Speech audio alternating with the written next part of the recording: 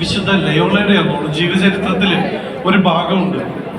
അതിൽ പറയുന്നത്, നിങ്ങൾക്കൊരു 24 മണിക്കൂറെങ്കിലും നിങ്ങൾക്ക് വിശ്വാസത്തിൽ ഉറച്ചു നിൽക്കാൻ പറ്റുമോ? ഒരു ടെസ്റ്റ് ഞാൻ തരിക.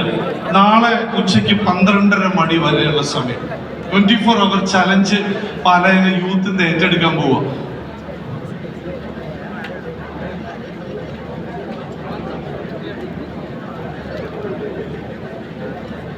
Thank you. പാലായിലെ യൂത്ത് ഏറ്റെടുക്കാൻ പോകുന്ന ചലഞ്ച് എന്താണെന്നറിയോ? ഒരു 24 അവേഴ്സ്. റെഡിയാണോ? ചലഞ്ച് ഏറ്റെടുക്കാൻ സന്നദ്ധരായിട്ടുള്ളവർ മാത്രം ഒന്ന് കൈവയ്ക്കുക. പകുതി പേർക്ക് ഡൗട്ടാണ്, എന്താണ് ഈ ചലഞ്ച്? അത് അറിഞ്ഞിട്ട് ഏറ്റെടുക്കാം. ശരിക്കും ഇത് അധികം ചലഞ്ച് എന്താന്ന് പറയാം.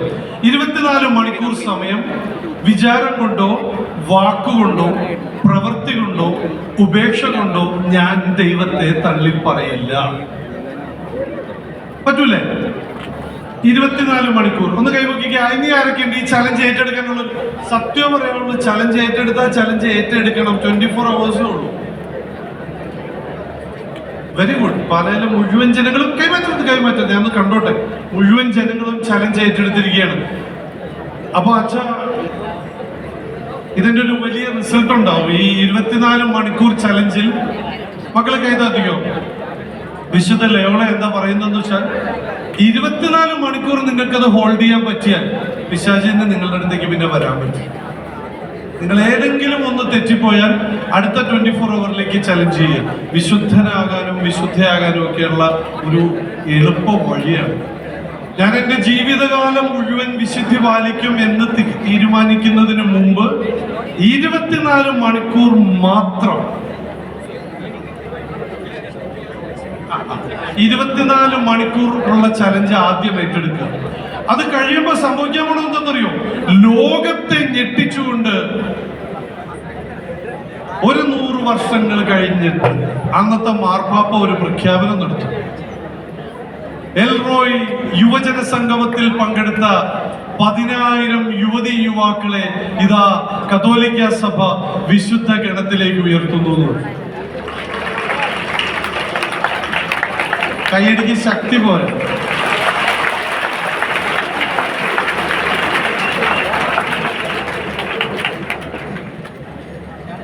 മക്കളെ, അത് നമ്മൾ വിചാരിക്കുന്നത് പോലെ ഭയങ്കര ബുദ്ധിമുട്ടുള്ള കാര്യമൊന്നുമില്ല. വേണോന്ന് വെച്ചാൽ മതി. ഈ വേണോന്ന് വെക്കാനാ പാട്. ഓരോ പ്രാവശ്യവും ക്രിസ്തു ജനിക്കുകയും ക്രിസ്തു മരിക്കുകയും ചെയ്തുകൊണ്ടിരിക്കുമ്പോൾ നമുക്കിതങ്ങോട്ട് പറ്റാതെ വരിക. അതാ സംഭവിക്കുന്നത്.